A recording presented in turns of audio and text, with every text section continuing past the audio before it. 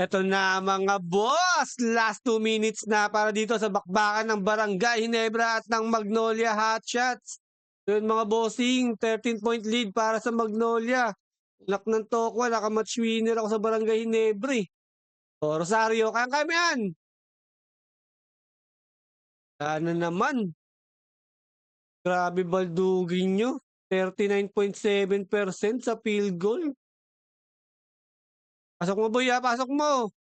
Baba natin sa single digit. Talaga, baldog na naman.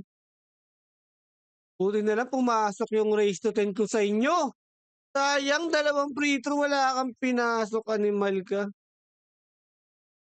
O, depensa lang, depensa. Kaya nyo pa yan eh.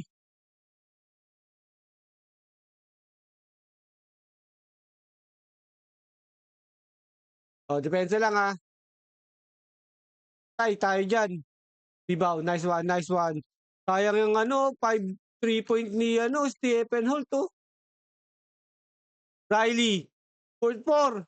Ayaw talaga. Wala na. Baroka, inubos oras pa.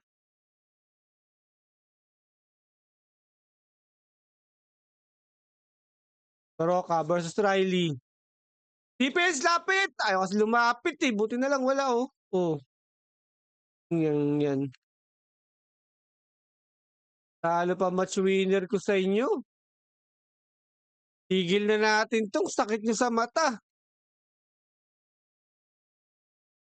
Patay kay Baroka. Dagdagan pa.